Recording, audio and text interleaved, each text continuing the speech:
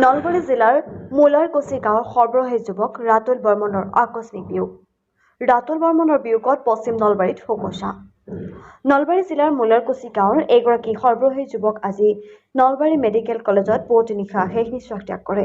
উল্লেখ্য যে কেইদিনমান পূৰ্বে নলবাৰীৰ এখন ব্যক্তিগত চিকিৎসালয়ত ৰাতুল বৰ্মনৰ শৰীৰৰ লিভাৰত চিকিৎসকে এটা অস্ত্ৰোপচাৰ কৰিছিল যদিও কিছু পৰিমাণে সুস্থ হৈ উঠাত ঘৰলৈ লৈ আহে। যদিও বহুদিনৰ আগতে বৰ্মনৰ শৰীৰত কিডনী ষ্টন ধৰা পৰিছিল। যোৱাকালি বৰ্মনে অতিপাত পেটৰ বিষ অনুভৱ কৰাত পুনৰ নলবাৰী মেডিকেল কলেজত পৰিয়ালৰ লোকে ভৰ্তি কৰায় যদিও আজি পুৱতি নিশা উক্ত চিকিৎসা মহাবিদ্যালয়খনতে ৪৯ বছৰ বয়সতে শেষ নিশ্বাস ত্যাগ কৰে।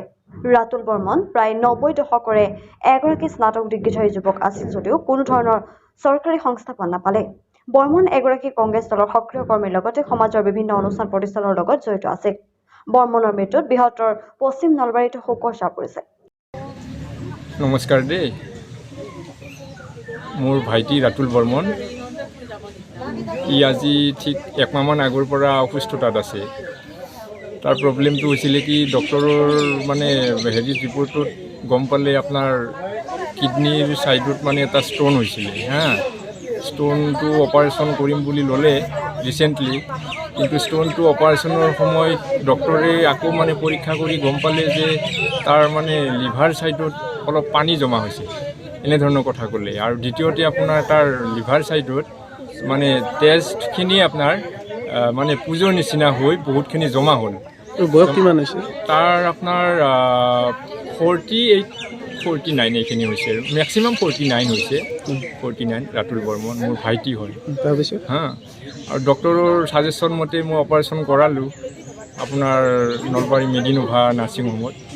তাৰপিছত তেখেতে ক'লে কি যে ডক্টৰ তিনিজনে ছাজেশ্যন কৰি চালে, তেখেতে ক'লে যে আপোনাৰ নলবাৰী মেডিনোভা ডক্টৰে ক'লে কি যে কিডনীৰ অপাৰেশ্যনটো কিডনীৰ যিটো ষ্ট'ন সেইটো অলপ লেটলি হ'ব, তাৰ আগত আপোনাৰ খুব আৰ্জেণ্টলি তাৰ যিটো আপোনাৰ পুজ জমা হৈছে এইটো অপাৰেশ্যন কৰাব লাগিব। ডক্টৰৰ ছাজেশ্যন মতে অপাৰেশ্যনটো কৰাই দিলোঁ, একবাৰ কৰাই দিলোঁ।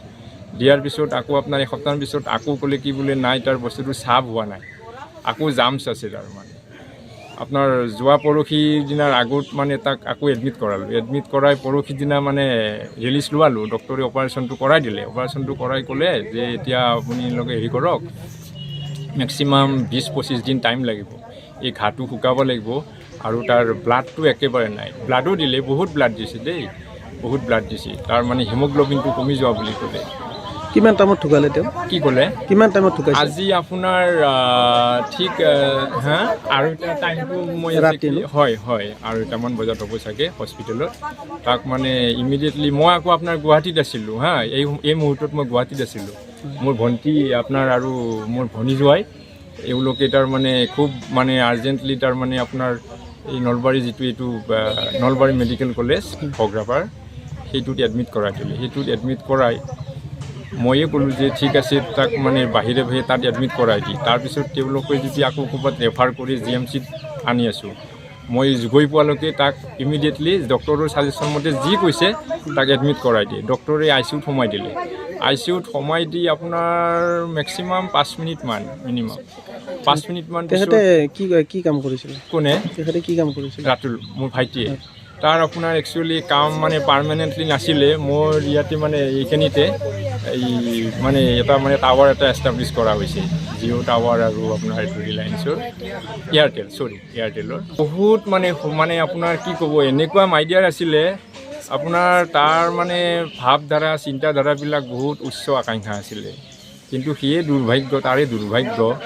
সি বহুত চাকৰিটো ট্ৰাই কৰিলে, চাকৰিও নাপালে তাৰপিছত আমি এইটোৱে ডিচিশ্যন ল'লোঁ যে ঠিক আছে, তই এইটোৱে কৰাই ল আৰু তই যিটো ভাবিছ এইটোৱে কৰ। আৰু মাজতে সি অৱশ্যে চাব কণ্টেক্ট হিচাপেও কামবিলাক লৈছিলে, সেইটোতো সি লাভৱান হ'ব নোৱাৰিলে। আৰু আপোনাৰ চাকৰিৰ ফালৰ পৰাও মই বহুত ট্ৰাই কৰিলোঁ, তাৰ কাৰণে বহুত ট্ৰাই কৰিলোঁ, কিন্তু সেইটোৰ ফালেও ছাকচেছ হ'ব পৰা নহ'ল। সেইটোৱে মনৰ দুখ। আৰু যোৱাকালিৰ পৰা সি মোৰ লগত ইমান কথা পাতিছে।